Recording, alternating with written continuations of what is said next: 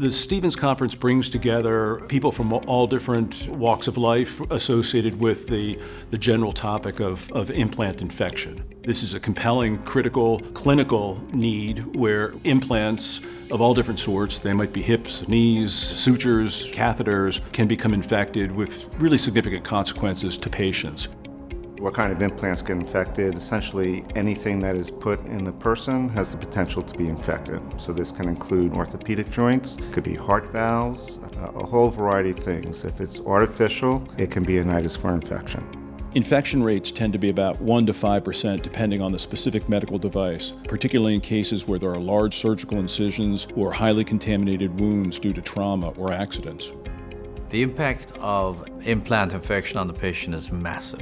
In fact, in my opinion, I think next to death is probably the worst complication that can happen after any type of surgical procedures. The reason it's so critical is because you can't eliminate that infection by giving patient antibiotics. It's not like treating sore throat. Unfortunately, it requires surgery and sometimes multiple surgeries.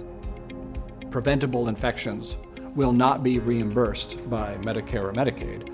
That has been, I think, a warning shot fired over the bow of this entire field that says we better come up with an improved solution. Most implant infections are caused by biofilms. Biofilms are accumulations of bacteria forming a community on aggregate at a surface. And when these bacteria form these communities, they usually start changing the way they behave. Antibiotics cannot penetrate that well, or they're being consumed before they even enter and can kill all the members of the community, leaving a nidus behind that then can regrow again. Biofilm sounds relatively harmless, but what it really is it's a perfect weapon against our bodies, and people need to know that. A lot of steps are being taken to resolve the implant infection problem. A lot of these are materials-based. That's where my expertise comes in. And then there's what I do, biomaterials approach, trying to kind of modify our materials either with drugs or thinking about things like the surface properties of the material, the topography of the material, things that can be manipulated in order to help reduce interactions of bacteria with these kinds of surfaces. There are a lot of barriers to resolving this problem, and a lot of it has to do with language and awareness. Even the word implant infection means different things to different people. There aren't good definitions for bacterial biofilms, for example. It's really finding fundamental pathways by establishing standards and criteria to help organizations such as ASTM, ISO, and different other organizations that can then help and provide guidance back to the FDA.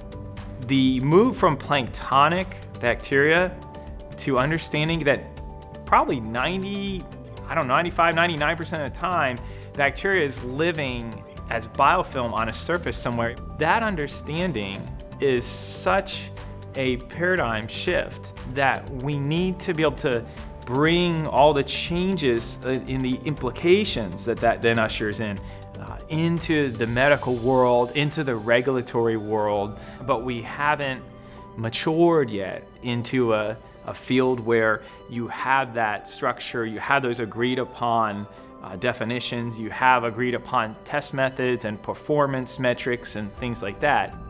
FDA has been very receptive, recognizing that this is a real major problem in our way. They are doing the best they can to try to somehow change their policies and regulations. Industry is paying more attention to this field. Young scientists are recognizing the gravity of the situation, engaging in research, groundbreaking research and innovations.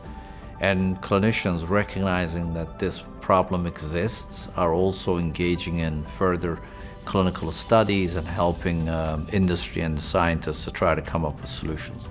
To prevent device infections, say joint infections, it's really a team effort, and it involves collaboration with the patient, with the surgical team, with the post-operative team, and everybody needs to really work in sync and understand the why of things that are done so that they're done reliably. And the healthcare system needs to get to that reliability process, just like if you got on an airplane, you don't expect it to crash. If I go to get a joint replaced, I don't want it to get infected.